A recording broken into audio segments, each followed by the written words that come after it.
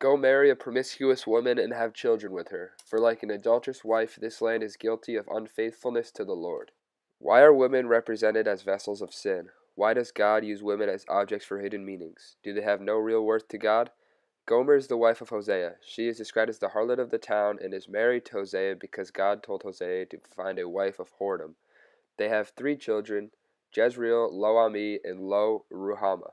Each of these names were given by God and they all have a specific meaning.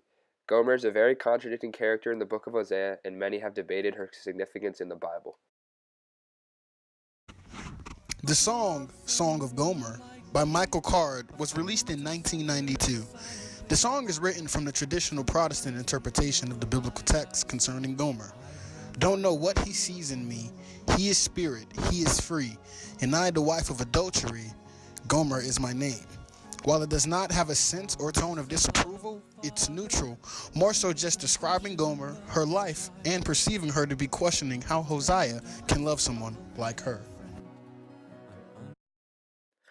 The song Gomer's Theme by Third Day was released in 1997 on an album called Conspiracy No. 5, filled with Christian rock. The song told listeners the story of Hosea and Gomer, and the lyrics give a large insight into the artist's feelings towards these two characters. Very early on in the song, there is a line that says, quote, "She couldn't be foolishly more unfaithful if she tried." It is clear from the start that the authors don't have very much respect for Gomer, and that they feel her foolish unfaithfulness could not have been worse than it was. This point is furthered later in the song when the artists sing, quote, "God only knows that he has shown her more love than she deserves." This line gives us the idea that yes, Gomer did do some bad things, but that even when we sin and make mistakes, God will still love us. The song Hosea's Wife was released in late 2006 on an album called Albertine, full of songs about Christianity and the Bible. In the song, the author offers Gomer as an example of how many humans are wasting away their lives. In the chorus, there's a line that says, quote, "We are Hosea's wife, we are squandering this life." Fraser has such a large disrespect for Gomer that she refuses to even mention her name once in the song, and she strictly refers to her as Hosea's wife.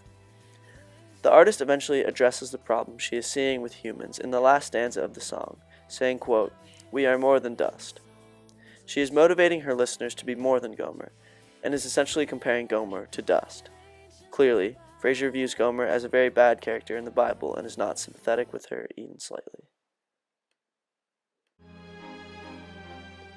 Amazing Love specifically describes the life of Hosea, causing Gomer to be spoken about often.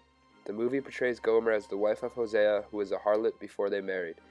The movie shows her as an extremely beautiful woman as well, which is stated in the Bible. Watching the movie, they also gave the relation that Gomer represents the state of Israel and the Israeli people. The movie actually explains the interpretation that Gomer represents the people of Israel. They state that the people of Israel are disrespecting God by worshiping many other gods outside of himself, which is similar to Gomer disrespecting herself as well as Hosea by sleeping and talking to other men. The movie Amazing Love is a great visual description of the story of Hosea and Gomer.